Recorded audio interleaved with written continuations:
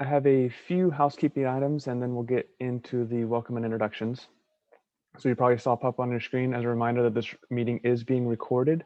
The meeting videos and audio are posted onto the SANDAG website as a record of the meeting. For those that are promoted to panelists, and as I see people joining us, I'm promoting individuals to panelists. We ask you to please keep your microphone muted unless you're speaking. For any member of the public, we ask you to please use your raise hand feature and to indicate if you have a comment you'd like to share with the San Diego Region Conformity Working Group.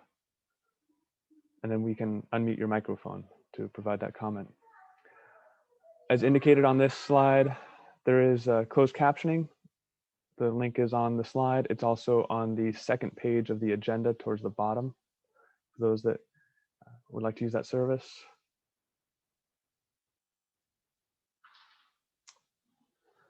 With those items complete, I'd like to welcome everyone to the first meeting of the San Diego Region Conformity Working Group in 2021. I'm going to try and run through the list of who's here today. My apologies if I miss you, and I'll stop at the end here and pause to see if there is anyone else that I did miss and the agency they are here with. So I'm Sam Sanford. I'm with SANDAG. I'm joined here today by Kendall, who's helping on the production side, Brittany Caveje from SANDAG, Arthur from the production side, Elisa Arias from SANDAG, Richard Radcliffe from SANDAG on Transnet and Programming, and Sue Alpert from SANDAG from Transnet Programming. From CARB, we have Kevin H, and my apology, Kevin, I'm blanking on your last name right now.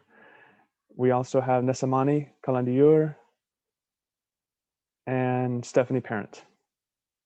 From the San Diego Air Pollution Control District, we have Nick Cormier. From Caltrans, we have Lexi Arellano and Lucas Sanchez. And then Murtaza Baksamusa. My apologies, I don't know which agency or organization you're with or a member of the public. If you wouldn't mind letting us know, if you can unmute yourself and let us know, I'd appreciate that.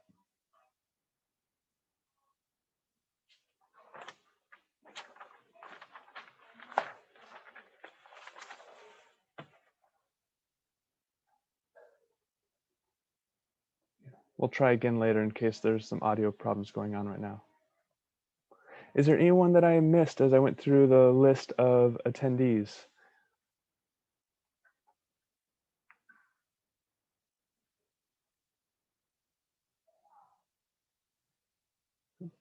Not hearing any, I'll continue on with today's agenda. And as others join, if I see them hop on, I'll try and make a point of pausing and introducing them as well.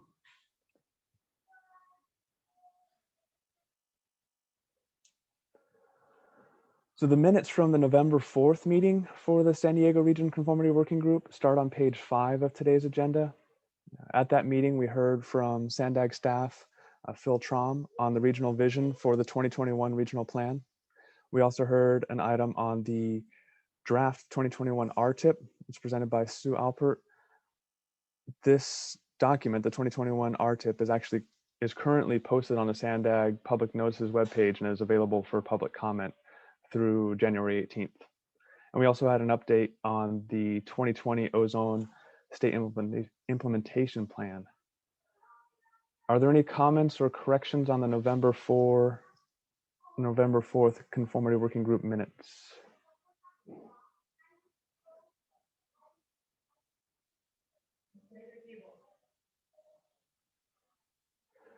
Okay, I'm not hearing any. I'm trying to glance to make sure there's no hands raised as I go through. It looks like that item is fine as is. If anything else comes to mind later on, please feel free to raise that comment. Moving on to item 3, which is public comments, communications, and member comments.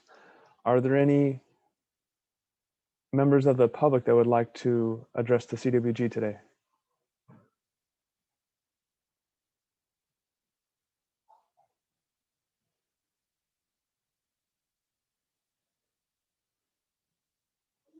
And not hearing any. Are there any CWG members that have any comments or announcements they'd like to share?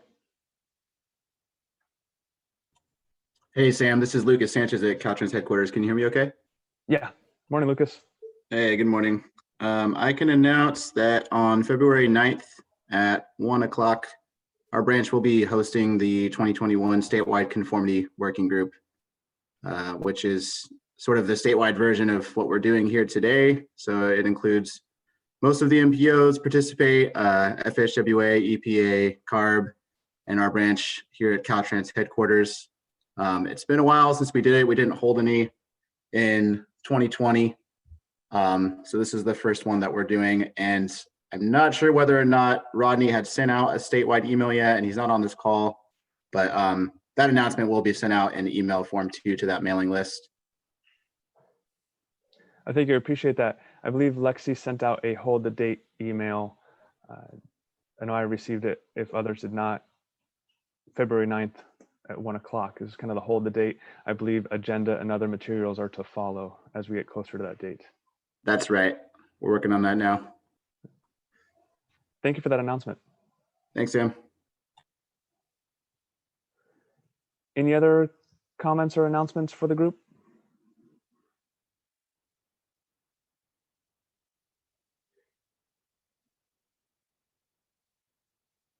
Not hearing any. I'm going to move on to reports. So today we have 3 reports. They're items 4 through 6 on the agenda. Starting with number 4, which is the San Diego Forward, the 2021 Regional Plan Conformity Criteria and Procedures.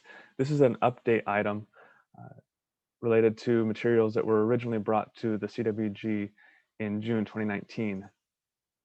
So this item was brought to the conformity criteria for the regional plan were brought to this group, as I mentioned, back in June 2019.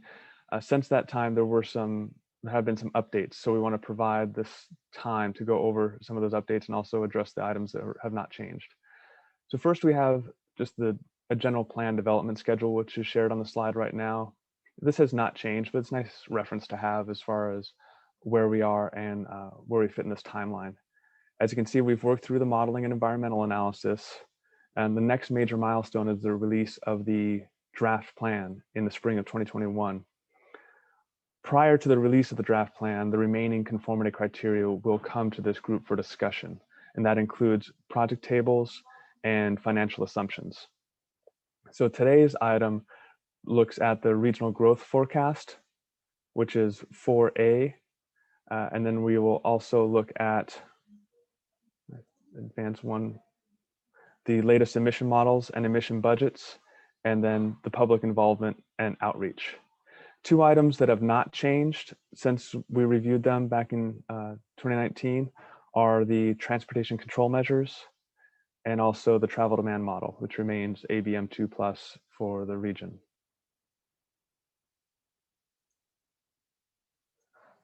So part 4A is a review of the 2050 regional growth forecast. So this is series 14 regional growth forecast, which was updated based on new inputs from the California Department of Finance. Back in January of 2020, the Department of Finance released updated population projections for the San Diego region that resulted in lower population values compared to the prior forecast, and then corresponding lower employment and housing as well. So overall, the trends are still increasing, but just not at the same rate. So looking at this slide, we can see in the orange, we have the population growth. So the region is expected to increase by 437,000 individuals between 2016 and 2015, or 2050, excuse me. And then job growth to increase by approximately 440,000, and then housing units by 274,000. So these will be the growth forecast used for conformity as we work through this process. As I go through each of these 3 items, I want to pause after each one and see if there's any comments or questions. So I'm going to pause here and see if we have any.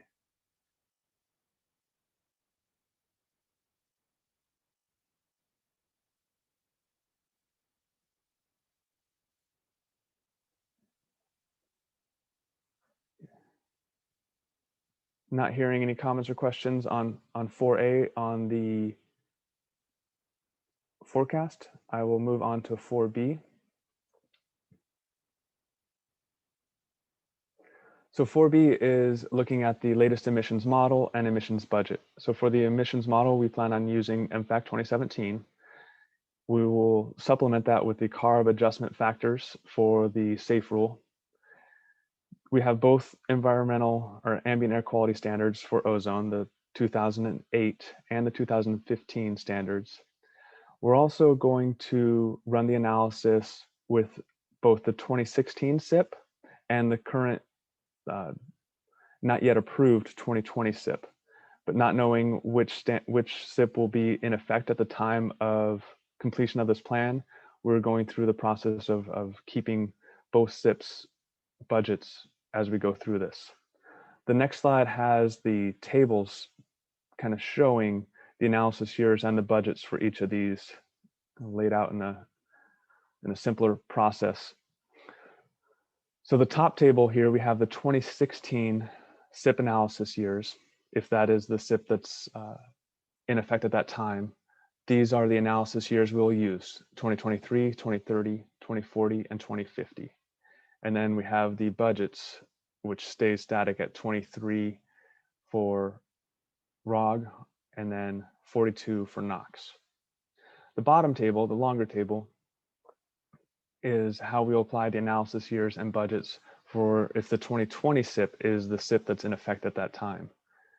Again, this applies to both the 2008 and 2015 standards, understanding that those attainment dates are actually worked into this timeline.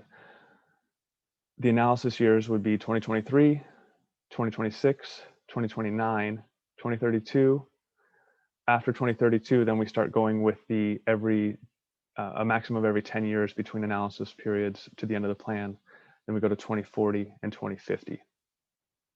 And then we have both the ROG and NOx budgets that come from the 2020 SIP.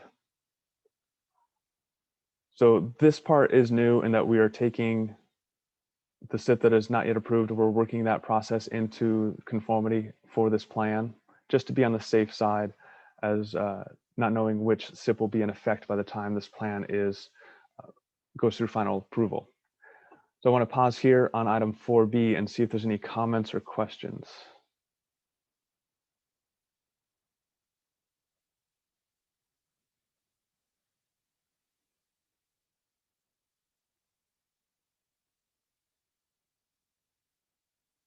All right, I'm not seeing any hands raised or hearing anything. You guys are an easy group today. Might be a quick meeting. I think that's because you're being very thorough, Sam, so smoothly. And it's good having a meeting right after the holidays. It helps too. Part 4C is the public involvement and outreach. So for each of the major planning documents and programming documents that we work through at SANDAG, we have a public involvement plan, or a PIP. And that document essentially is a menu of options of different outreach strategies, communication strategies that we have for our region. This document is a living document. It gets updated periodically as other strategies, methods come available or highlighted. This document was updated in June 2019. The prior version was a few months before that when we came to the CWG. In this document, there are outreach activities that are using virtual meetings, virtual communication strategies. And so within that menu of options, we are leveraging those that are helping more during this pandemic era where we cannot have in-person meetings. So those parts of the menu are being used a lot more frequently. This document was included in your agenda packet and starts on page 9. Again, before moving on to the next item, I want to pause and see if there's any comments or questions on the public involvement and outreach for the 2021 San Diego Forward.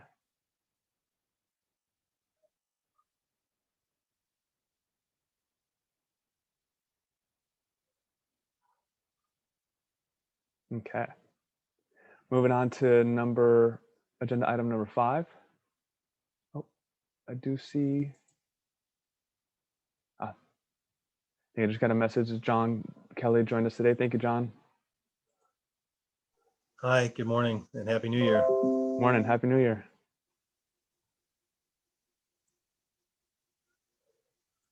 Oh, did you want me to take over this topic or what? No, I saw a chat. I was monitoring chat and I saw a message that you had joined us today. So I wanted to take a moment just to say hi. Well, thank you. And let me just point out that in that agenda item, there's a little typo on severe. On agenda item 4. Oh, I thought you were on 5. I'm sorry. Oh, we are going on to 5 now. Yeah. Yeah, on agenda item 5, it says it means to say severe non-attainment. Okay. Thank you for that, John. Sure. So for item number 5 on the 2020 ozone state implementation plan update, ask Nick Cormier to provide a short update on where we are with this. Nick Cormier from the San Diego Air Pollution Control District. And there may be others that also have additional updates that can provide those. But I will turn it over to Nick here. Yeah, thanks, Sam. Can everyone hear me? Yeah. All right, great.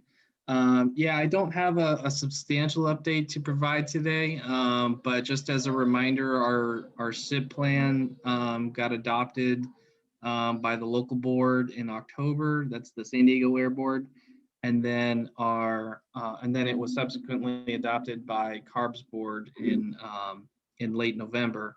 And so CARB has been working diligently to try and package that entire all the requisite documents that need to get sent to EPA. They've been packaging that up, and I believe they sent the racked SIP portion of the SIP to EPA in late December, December 28th.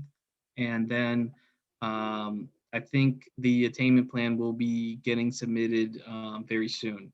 And perhaps Stephanie or Nesamani might be able to chime in on where that stands, but I believe it will be submitted to EPA very soon.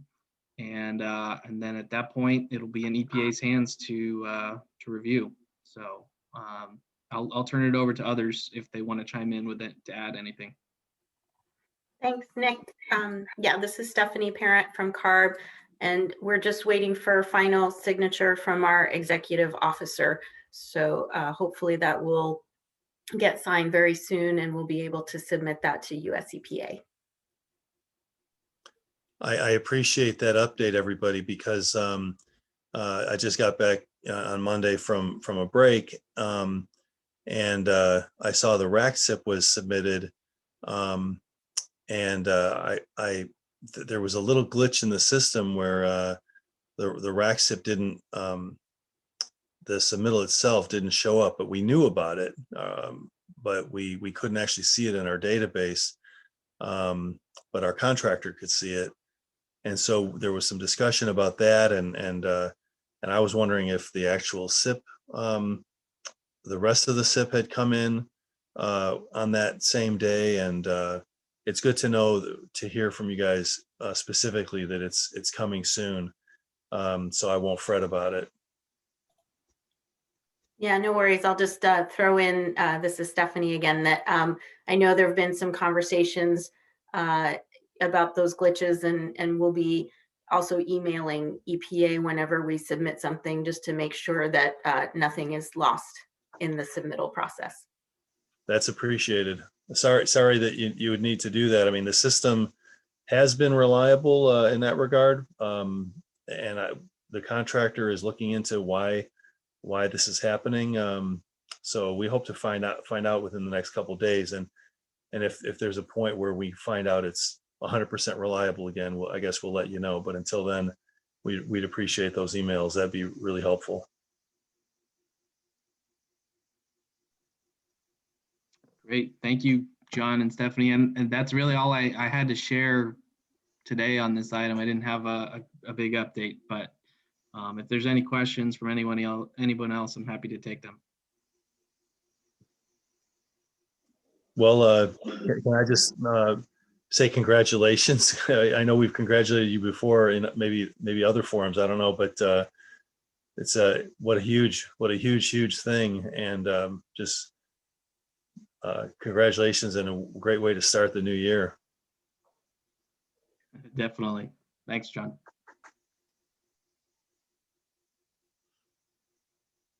Do we have any other questions for Nick, Stephanie, or John on this item?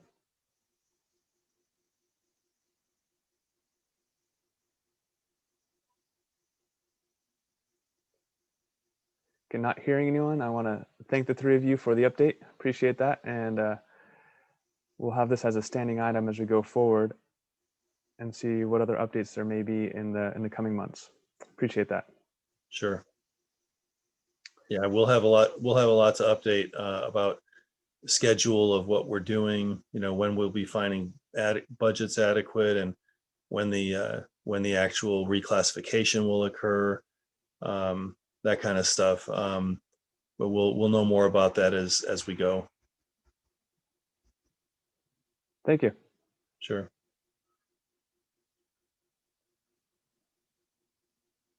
Moving now on to item number 6. We have an update on EMFAC202x Workshop. The California Air Resources Board is developing the next version of its emissions factor modeling software, the tool we use for air quality conformity. CARB has held a series of workshops on the development of this new model, and the latest one was December 15th, just a few weeks ago. So we've asked Nesamani Kalandayur today from CARB. He's here to provide an overview of this latest workshop. So I'll turn it over to Nesamani. Yeah, good morning, Sam. Good morning, everyone. Maybe before I get into the EMFAC one, maybe I just want to quickly introduce Kevin Hendravan. He's our new staff who's going to take more lead in Conformity going forward. So maybe I just want to introduce him as well. He'll be working with all the MPOs and districts to develop the budgets and testing budgets moving forward. I'll be working with him as well, just to give him some introduction there. He joined us 3-4 months ago. So thanks. Let me jump onto the EMFAC. The last workshop, the third workshop, happened on December 15th. The workshop really went well. The overall scope of the workshop was to share the results, compare the results with the EMFAC 2017 model. That is the currently approved model that's used for all conformity purposes and other quantification aspects emissions wise. So maybe in the past, maybe let me quickly give an update as well, what changed in the EMFAC 2020x model. As I discussed in the past working group meetings, the main features updated are like a new web interface. Moving forward, we would like to use the EMFAC 2020x more in a web interface. Of course, we will be releasing the software as well. You can install it, but we are encouraging more and more doing online so that you can improve the speed as well as you can access the output very quickly. Then another update is the data update. We are using the 2019 DMV data as well as the latest testing data from our lab for all vehicles. So that's an update as well. And then some of the new features as part of this model are like energy module, PHEV module, those things to really quantify the energy consumption, the alternative energy consumption, especially the electric vehicles. And also we want to distinguish the alternative vehicles like PHEVs as part of this module.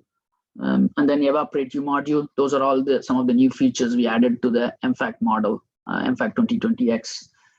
It also reflects some of the new regulations, mainly like innovative clean transit, heavy duty vehicle I&M program. Of course, it reflects the safe rule, latest safe rule, and then low NOx omnibus regulation, as well as the ZEV airport shuttle bus and advanced clean truck regulations. So those are some of the new regulations adopted by our board. It's reflected in the EMFAC 2020x model. Just let me talk from the result perspective, like what is the impact of all these changes in the new model going forward. Of course, this is based on the default activity data. It's not based on the MPO activity data. I know for the SIP purpose and the conformity purposes, we have to use the activity data, VMT and speed from the MPO travel demand model. But whereas the testing we did using the default EMFAC own forecast activity data, that's what we are using it currently in the model itself. So based on the testing, the light duty vehicle VMT is forecasted to decrease, mainly because of the efficiency improvement and other changes, activity changes. However, the light duty vehicle NOx, when I say light duty vehicle, this is like 8,500 pounds or less.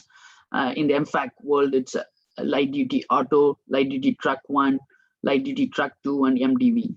So those are the 4 vehicle classes reflected in this, and of course, motorcycles as well. So the light duty vehicle NOx and ROG emissions are increased mainly because of an updated emission rates. And CO2 emissions also increased slightly. That's mainly due to safe vehicle rule reflected in the model. Regarding the truck VMT, it's forecasted to grow higher compared to the EMFAC 2017 model. Again, NOx and GHG emissions are decreased in this module compared to EMFAC 2017, mainly due to some of the new regulations, especially the advanced clean trucks, as well as the low NOx omnibus regulation. So that's the real impact on this one. You can go to our website. I think the whole presentation is posted. You can look at it by statewide, individual region like San Joaquin, Southern California, and all. You can look into it more closely, the impact of all the proposed changes in the model itself. So let me pause for a minute before I jump onto the timeline. Anybody has any question or anything so far what I said as far as the EMFAC model results comparing to EMFAC 2017? Hey, Nispani, this is Nick at APCD. Yeah, hey, Nick. Hey, I remember watching that workshop, and I haven't regrettably looked at the website yet, but could we expect for the San Diego, in terms of insights into how this will impact San Diego emissions, could we more or less anticipate that some of the graphs and some of the effects that we're seeing as depicted in the South Coast graphs, is that kind of a reasonable assumption that would be also occurring in the San Diego region? Yeah, you're right, Nick. I think it'll be in terms of the trend wise, it'll be similar to the Southern California trend. That's what it'll follow. But we can always test it specifically for Sandag, especially with the latest activity. I know Sandag is working on, as we speak, further update as part of their next plan adoption. But we can use whatever the 2019 federally adopted regional plan. We can use that activity data and test it and see exactly what is the implications in terms of budgets and as well as other aspects for San Diego region. I'll be happy to work with Sam, and maybe Sam, you and me can coordinate and we can test it and then share the results in the future meeting if needed. Yeah, I'd appreciate that. So as I understand, the beta version of, in fact, I guess it's now called 2021, is available for testing? Yeah, exactly. Yeah, it's available for testing, and yeah, we can use it and use the develop the input files based on the adopted activity data from Sandag, and then we can run it through the model and see the exact emission impacts, NOx and ROG. But just to answer next question, the trend wise, it should be same trend, Nick, but the magnitude we can assess. Maybe if there is any change in activity from the Sandag forecast, that could compensate some of those increase in light duty vehicle NOx and ROG emissions. Okay, great. Thanks, Bonnie. I was just curious. That I'll leave it between you and Sandag if you want to pursue that further for different updates and stuff. But I was just curious in terms of, you know, just anecdotally, if we could see kind of similar effects down here. It sounds like it would be pretty similar.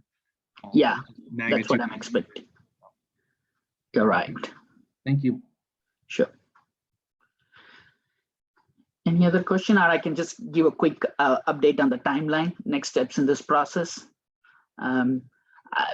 Please feel free to go to our website, or I can share it with Sam, the link, and then he can put it in the notes, meeting minutes, so that anybody wants to look into the workshop slides, feel free to look into it and send us a question at emfac@erb.ca.gov, or you can send it to me. I'll be happy to coordinate with our team and get back to you guys.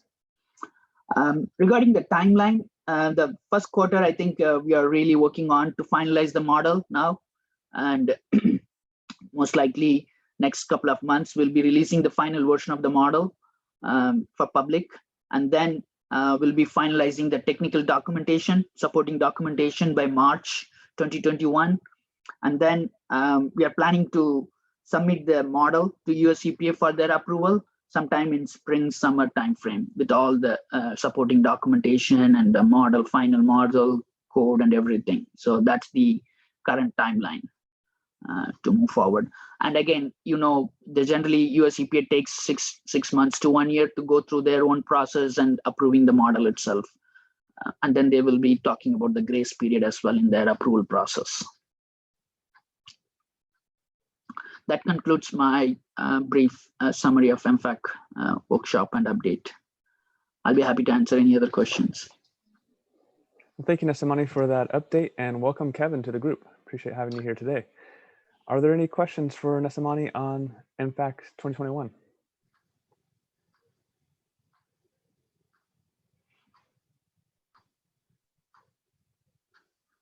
Okay, well, thank you, Nesamani, for that update. And yes, we are looking at doing some preliminary tests of the new beta version of the model, just to see how that's going to apply to the San Diego region. But that is probably a few months down the road as far as getting that worked out. As far as changes between beta versions and final versions, is there anything typical or significant that we should be looking out for, or is it more along just the lines of addressing small little items that come up, error codes?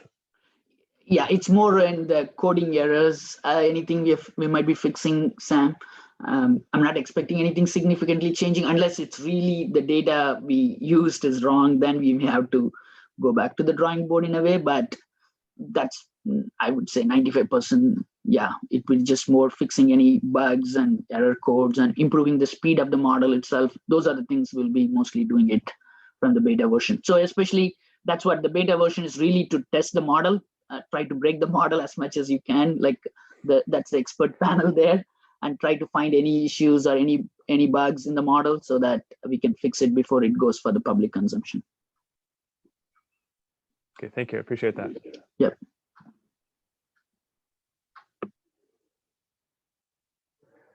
Okay, looking through to see if there's any other hand raised. I do not see any at this time.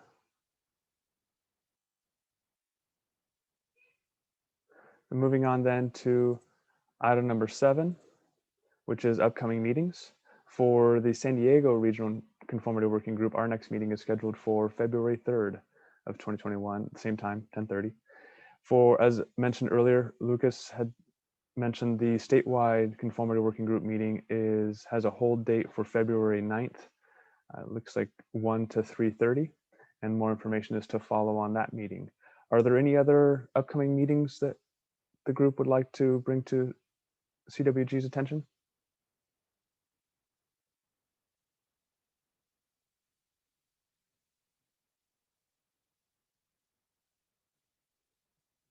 Okay. I'm not seeing any or hearing anything. Are there any member questions for the benefit of the group?